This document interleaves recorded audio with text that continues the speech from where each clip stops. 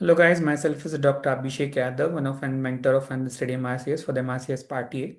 So we are conducting a YouTube series for an MRCS Part A. Among them, we are going to talk about today's class about parathyroid glands and the calcium metabolism. Okay.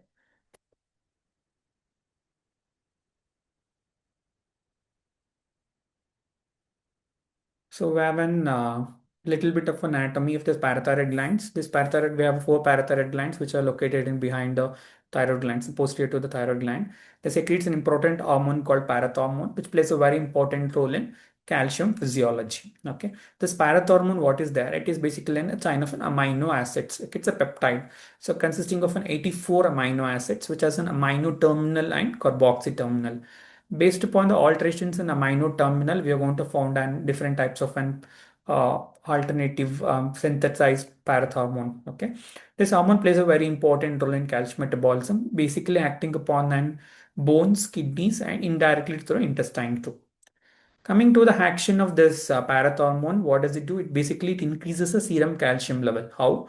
They are going to increase in the rate of turnover of an osteoclast. As a result, what happens? The bone demineralization occurs, henceforth the calcium level increases in the blood. We know that the calcium is abundant in the bones, henceforth they causes a demineralization and causes increase in serum calcium levels. Second, it increases absorption of the calcium from the distal convoluted tubule in case of an and the kidneys. Henceforth, there is increase in the serum calcium levels. Then third, it indirectly increases an absorption of an and the calcium by increasing by increasing the synthesis of an vitamin D. Okay, so 1,25 dihydroxycholecalciferol. That's how it's going to be, and the calcium will be. That's how the calcium absorption will be increased here. Okay. So what are the exact action of and this parathormone in the kidney? We have a three main actions. One is at the proximal convoluted tubule, it increases the urinary excretion of the phosphorus. Okay. And second, it increases the calcium absorption from the distal convoluted tubule. And also it increases an action of 25 hydroxylase, 1 alpha hydroxylase enzyme over the 25 hydroxy cholecalciferol. So it converts an white calcidiol to a calcitriol. So the active form of vitamin D will be synthesized with the help of this parathormone level at the level of kidney. Coming to one calcium metabolism, to know how exactly this parathormone plays an important role, we have a just brief about the calcium metabolism.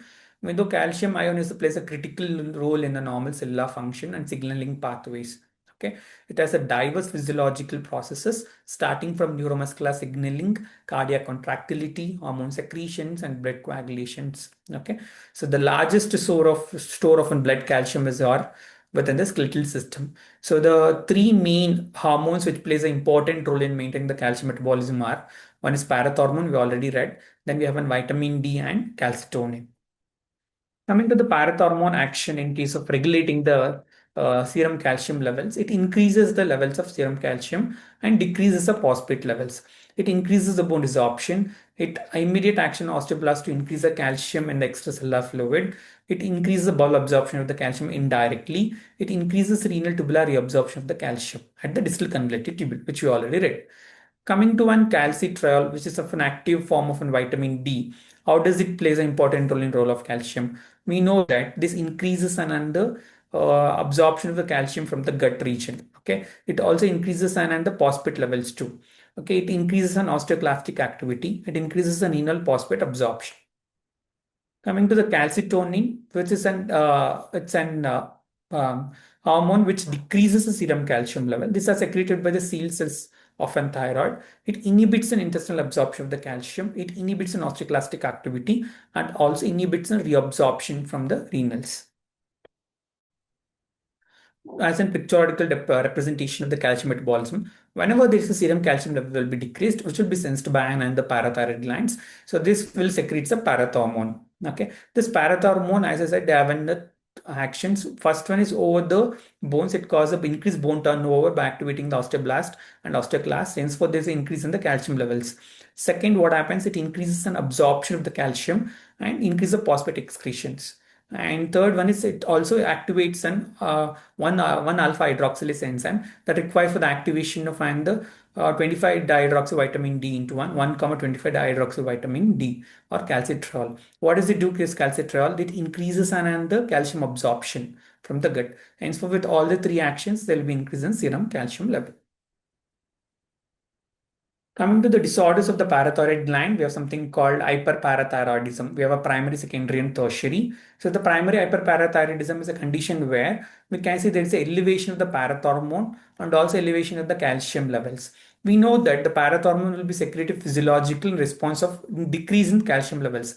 But in case of primary hyperparathyroidism, it's independent of the level of calcium. Okay, so the parathormone will be elevated, the calcium level is also elevated. Because increase in the parathormone level, the phosphate will be excreted to the kidney, hence for the phosphate level will be very low. Why does this hyperparathyroidism occurs? Because the presence of the solitary adenoma. Adenoma is the most common cause for the development of primary hyperparathyroidism.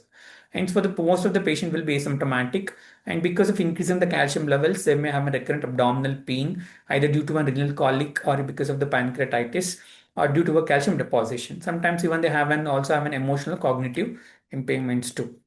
Coming to secondary hyperparathyroidism, here the calcium level will be very low or a normal. As a result, what happens? Because of the continuous stimulation, the parathormone will be elevated, and the phosphate is also will be elevated. The vitamin D levels are low. So secondary hyperparathyroidism clinical features usually presents with bone diseases like osteitis fibrosa, cystic or soft tissue calcification occurs. And most common cause here would be hyperplasia. Okay, so there will be an hyperplasia of all the four glands. In primary, it's an adenoma. In case of an secondary, it's an hypoplasia. It can be secondary to a like chronic kidney disease too. Then we have tertiary hyperparathyroidism. Over a period of a longer duration of an primary adenoma can develop into a tertiary hyperparathyroidism where the parathormone will be elevated, the calcium level may be a normal or an high, and phosphate level will be decreased. This is very important. Phosphate level will be decreased here. Vitamin will be normal or decreased. Alkaline phosphate will be elevated. So it usually we say secondary to that of and after the renal transplantation, patients are more prone to develop tertiary hyperparathyroidism. They have a metastatic calcification. That's nothing but deposition of the calcium even on the normal surfaces. That's called metastatic calcification. They may have a bone pain or maybe secondary pathologically fractures or the presence of kidney stones or nephrolithiasis or the pancreatitis. Okay, so they be basically due to an hyperplasia of all the parathyroid glands. After the correction of underlying renal disorders, there will be hyperplasia of all the four glands can causes. Coming to the calcium abnormalities, we have something called hypocalcemia. Okay, due to decrease in the serum calcium levels. The causes can be because of an and the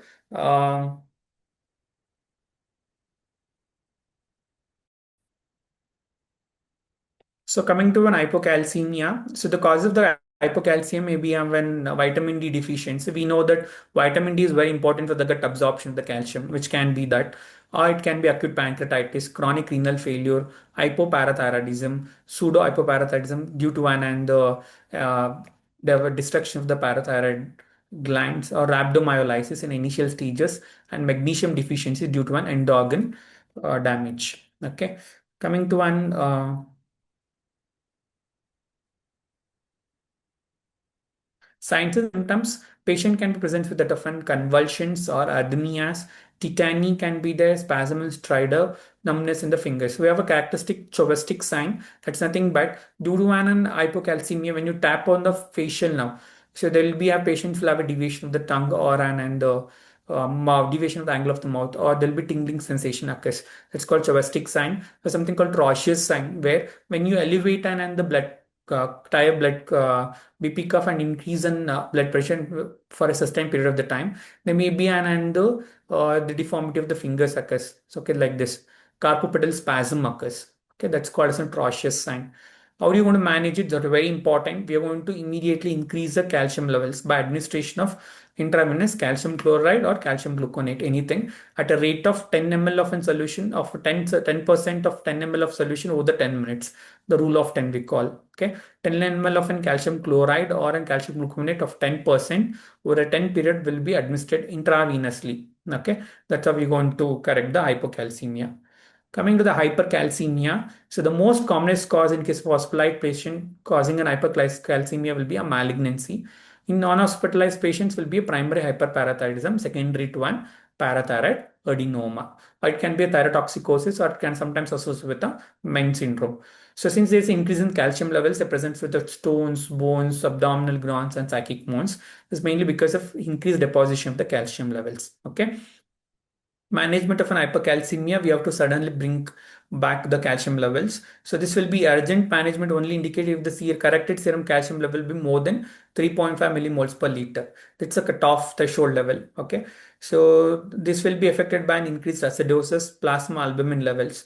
ECG changes is very important in hypercalcemia. They'll have shortening of QT interval.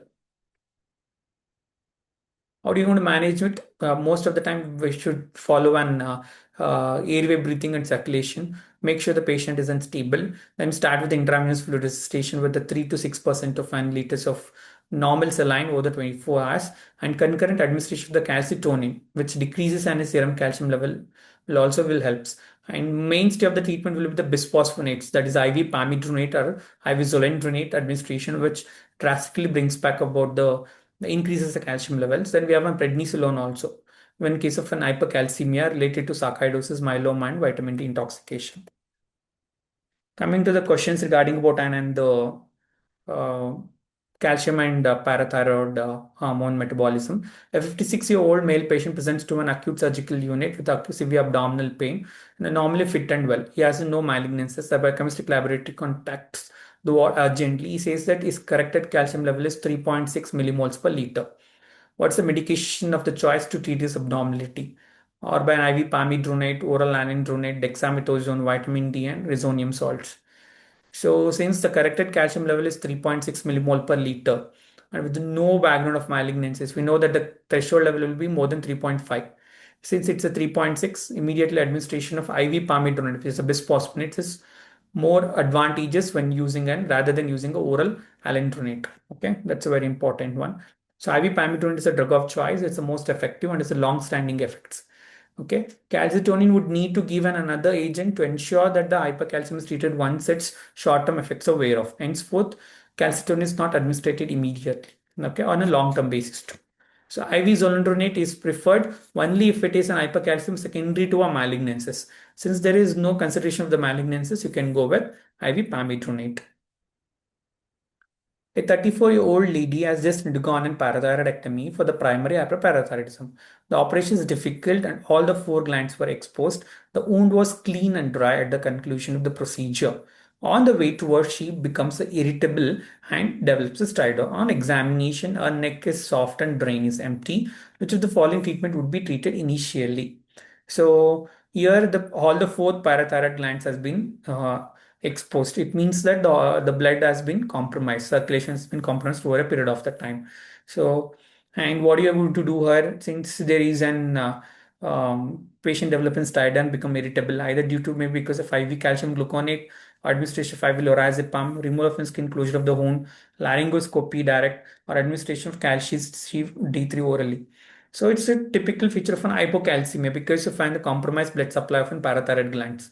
So what we have to do, administrate calcium gluconate at a rate of 10 ml of a 10% solution over the 10 minutes. That's how we want to do it.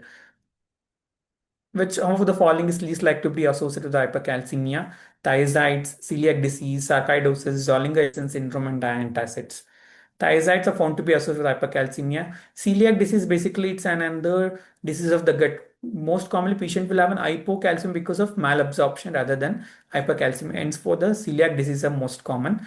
Sarcoidosis is found to be associated with hypercalcemia. Zollinger-Ellison syndrome associated with hypercalcemia.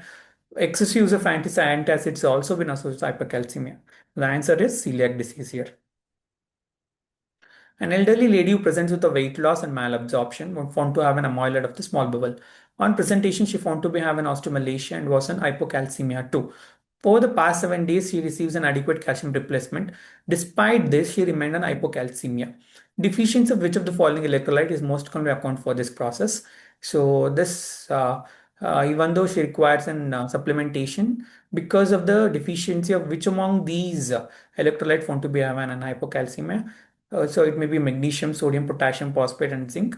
And the answer will be a magnesium. Okay. Patients with the malabsorption may develop a magnesium deficiency. Although her total parenteral nutrition feeds may have contained magnesium, but it need not to be sufficient to correct her losses. Okay, so the sodium phosphate potassium would not have this effect on serum calcium. So it will be a synergetic effect by serum magnesium levels. A 43-year-old lady is diagnosed with the primary hyperparathyroidism and serum levels are very elevated. An endocrine surgeon performs a parathyroidectomy. Long will be taken for the serum parathormone levels to fail the function of adenoma. It's been successfully removed. So they are saying that what is the half-life of parathormone in other words. So it's usually either 6 hours, 24 hours, 2 hours, 1 hour or 10 minutes.